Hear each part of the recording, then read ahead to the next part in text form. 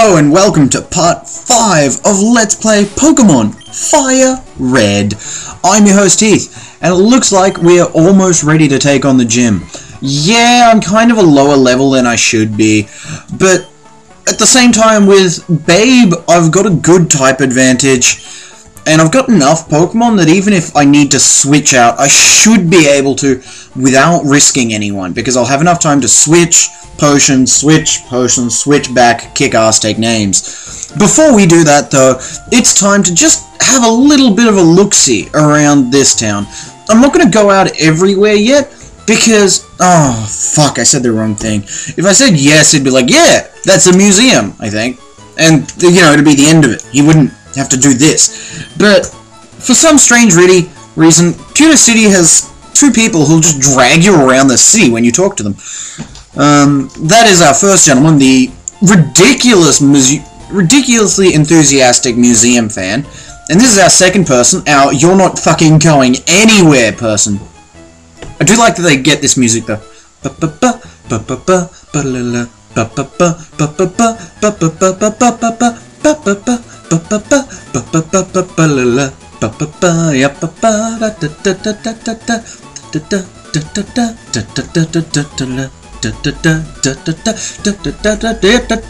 And then he goes back, so I can't get out of this city yet. The only place I have no trainers to grind against. The only place I could conceivably grind would be in that little dingy patch of forest where I caught Fang Fang. Yes, I know Fang Fang is still level 4, by the way, but he has no type advantage here. He's not going to be much use to me. I'm certainly going to train him for a while, but I don't see how he's going to be useful here. So I'm not going to waste the time when he can level up easier later on. I just remembered I've left Ted out, so I'm slightly thankful that level 10 Geodudes don't yet have Rock Throw. I really hope that level 10 Geodudes don't yet have Rock Throw. If they do, Ted's totally fucked, and it'll be entirely my fault. Thankfully, he's just using Tackle, so Ted can confuse him to death. Very good, Ted.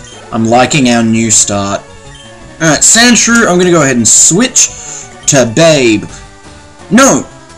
Yes. No, I'm not gonna switch, because no one has a type advantage. Sandshrew are, of course, pure ground Pokemon, so he's actually sort of breaking Brock's rock-hard abs with this Sandshrew. And a critical hit! Thank you, Ted!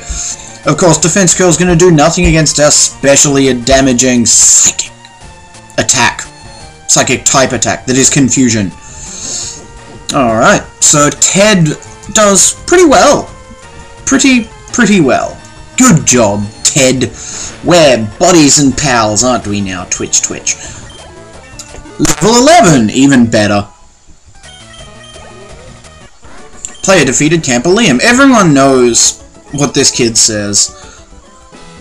Alright, now, gym battle time. Are you ready? No, I have Pokemon that are still injured. Don't care, doing it anyway. So you're here. I'm Brock. I'm Pewter's gym leader.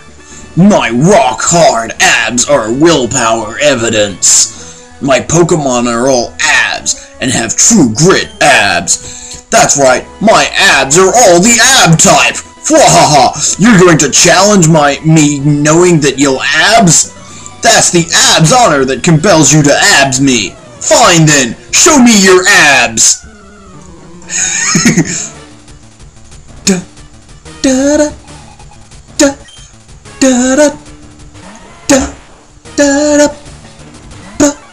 I like this song. I really like the music in Pokemon to a whole. I don't really know anyone who doesn't. Pokemon music is pretty damn good. It's very much, you know, part of the game. There are some games where the music is just sort of like another thing on top of. But Pokemon's music is a very big part of the game. I don't play Pokemon with the sound off. Alright, Babe did very well against the Geodude. Time for the Onix. Level 14, that's not too much of a big... It's not too much of a jump. It won't do too... Alright, even if that Onix criticals, Babe will survive. Yes. That's good. That's very good. Because I just noticed that Babe went from 14 to 7 health, so if the Onyx had critical, Babe would have died. Everyone just accept the fact that it didn't, and Babe can now karate chop things. That's fantastic. As proof of your abs, I confer you on this. The official Abs League Boulder Ab. Lily received the Boulder Ab from Brock. I tried to turn it into Brock Abs, but it was just Barack. Having the Boulder Ab makes your Pokemon more powerful. Now, for anyone wondering what that means, it gives a small amount of physical attacking EVs to all of my Pokemon. I think 10, but I may be wrong. If you're unsure what EVs are, well then, you're going to be even more confused from my explanation. So, think about Pokemon like Geodude. They have a very high physical defense stat. Every time you beat a Geodude, you get points to your physical defense. You get 1 point called an EV. Every 4 points you get, so every 4 EV points in defense I get, when I level up, I will get 1 point in physical defense. So every 4 Geodudes I beat, I will get an extra point in physical defense. Graveler gives me 2 points in physical defense. So every 2 Gravelers I beat, I get 1 point in physical defense when I level up. Now, that system only works, well, the 4 EV points to 1 stat is direct to the level 100 Pokemon. So you can't, say, take a level 20 Pikachu, no, Pikachu's a bad example because it wouldn't beat them. You can't take like a level 20 Ivysaur, beat 40, no, bigger number, 80 Geodudes, and get 20 points in physical defense on your next level up. That's not how it works. But it does mean that if you beat a lot of physically defensive Pokemon, you'll have a higher physical defense. That's in general what EVs are. Of course, you can't ramp up infinitely. You can't beat 4 million Geodudes and get... Oh dear. Alright, so 4 is 1, and 40 is 10. And 400 is 100. 4,000 is... 4,000 is... You can't beat 4 million Geodudes and get the equivalent amount of physical defense points. You can only do it a certain amount of times in each stat. The most EV points you can get in any particular stat, a broken computer, are 255. Of course, 255 is not a multiple of 4. So the best thing you can do is 252. That is a multiple of 2. Beyond that, you can only do it to a total of 510 times, which, if you're keeping tally, means you could get 252 in one stat, 252 in another, and then 6 in a last stat, which would give you, 1 point and then 2 left over. So that's EVs, explained poorly by yours truly. I think that Pidgey knows Gust. Pidgey should learn Gust around level 8, I believe. They get, like, Tackle to level 5. On level 5, they get Sand Attack, and then I think at level 8, they get Gust. Okay, at the end of this battle, at the start of this battle, I'm gonna put Fang out and then switch. I'm still confused from that concept because it's only been, like, 3 hours since I recorded part 4. So, I'd apologize, but I don't feel the need. Here is a Charmander. How charming. Zippo! Burn the bitch! It's applicable on 2 levels because it's a female dog. I read a news article today about a breeder of dogs, like a certified dog breeder. And the lady had sold a dog to a father and his daughter. They apparently had some sort of agreement that the breeder would be able to take the dog to shows and compete as a show dog. Cool. The father and the daughter then decided that they did not want the dog to have puppies. so they got the dog desexed. This was a female dog. But then the breeder was annoyed, because the breeder believed that they had an agreement that the breeder would also be able to use the dog to, you know, have a litter of pups. Battle style. Set. Back. Alright, did that confirm it? Yes, it did.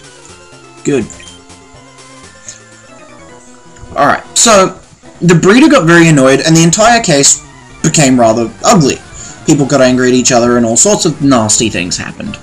No one died, and the dog wasn't hurt. It's just that the breeder, you know, sued them, and they said, "What?" And the breeder said, "Ah!" And then they said, "Ah!" And then the breeder was given some money. But I bring this up only for one reason. The breeder said, "Oh, she was a lovely bitch." And she's right. The dog had very nice temperament. But I love the idea that this person managed to get into a newspaper the sentence, "She was a lovely bitch," in a perfectly innocent manner. Took me a while to get there, but I did. I'm gonna go ahead and fast forward. Oh, you missed, Sting. Don't be that girl, okay? You can two-hit these. Yeah, nice. Ha, you can't poison her. Nice. What's that? You're only gonna hit twice? Oh, okay, you can critical hit one of them, I don't mind. Alright. I really should start train. Oh, yeah, that bug catcher was like, "Yo, dude, I'm from Viridian Yeah, Viridian Forest. Is it Viridian Forest? I think it's called Viridian Forest. I might be wrong. I'll be really embarrassed if I am. Yeah, it's Oh, run away. I wanted your ability to be guts. Oh, well. Running away is okay, I guess. They're delightfully comfy and easy to wear. Aww. It's nice when a young boy enjoys his tampons. I'm sorry, that was... I know it was bad of me, but sometimes these things just slip out. You know, like tampons. If I still have half of the viewers, half of the subscribers that I used to have before uploading this video, I will be disappointed in a good way. Okay, Zippo's going to survive this. Yeah, okay, good. I'm not really sure if I was expected to grind. I don't think I'm expected to be using as many Pokemon as I am right now, because everyone seems to be just getting slowly lower and lower leveled compared to everyone around me. Ekans! I like Ekans. Okay, I'm gonna go ahead and switch because Zippo's in some level of danger. And Ted has a super effective attack against the Ekans with Confusion. So, work with what's good for you. Ekans attacks missed. Anyone remember Rap in the original games? Rap in the original games was godly. Arbok would use a Rap and just... you've won the game. Because they can't... your opponent can't switch, they can't use their own attack, and they can't use items. They're just sitting there watching while your Pokemon just, like, very gradually chips away hit points. You can't use any other attacks either, but it's fantastic. It's a delay frustration tactic. It's like Fake Out for a fast enough Pokemon.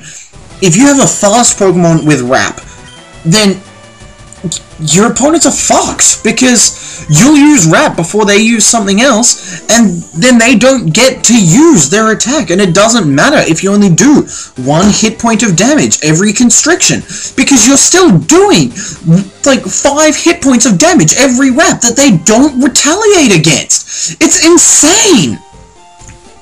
Yeah, I know, I forgot about the thing that's in here, didn't I? I think there's, like, a Moonstone or something. Yes. I like the idea that wild Pokemon can just appear in shoes. Oh yeah! Not in shoes. In flower patches as well. I got the running shoes, but I can't use them inside, so... Fuck off! Nah, that's cool. And now I don't have to pay again. It's a thing! And look! Fossils! Oh, I should read the description. Aerodactyl. I like that they actually made a sprite for the Aerodactyl fossil there. It's not a dragon, it's rock flying. Oh. I want a Pikachu. It's so cute. I asked my daddy to catch me one. Yeah, Pikachu soon, I promise. He doesn't love you enough to get you a Pikachu. Clearly. One rocket and some moonstones.